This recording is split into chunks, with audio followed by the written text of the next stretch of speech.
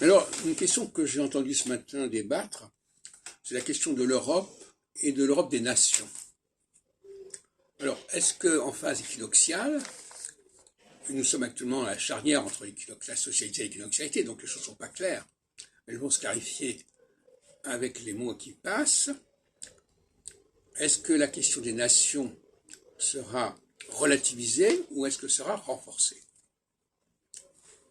Astrologiquement, il faut absolument répondre à cette question, parce que là, si l'astrologue a des choses à dire, il faut qu'il puisse le dire dans ce sens.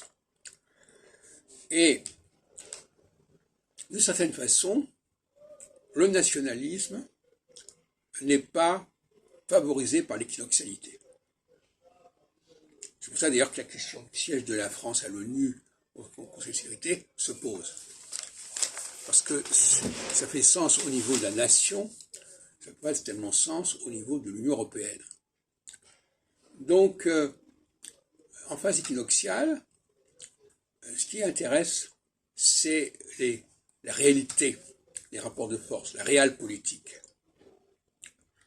et non pas le romantisme national et souverainiste. Alors, d'où d'ailleurs une phase équinoxiale qui favorise d'une certaine manière l'occupation et la conquête, comme on l'a vu en 67 en Israël ou en 40 en France, à savoir que le sentiment, la fibre nationale apparaît comme relevant d'une autre époque. Et donc ça favorise l'Union européenne est née aussi en phase équinoxiale quelque part.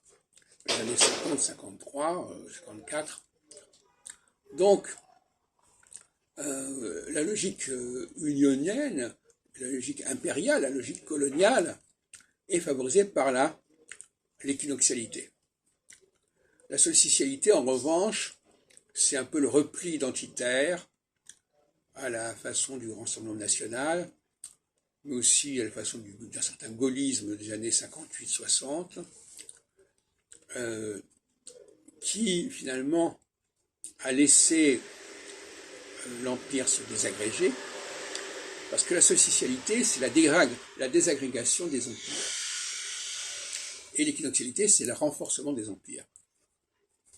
Et vous savez que cette notion de démantèlement ou reconstruction des empires est au cœur de mon travail dans la vie, dans les clés pour l'astrologie de 76. Pour moi, le grand problème de René Barbeau, c'est qu'il n'a pas su définir les enjeux de l'astrologie mondiale. Moi, je le dis déjà en 76, les enjeux de l'astrologie mondiale, c'est à quel moment les empires se forment et à quel moment ils sont démantelés.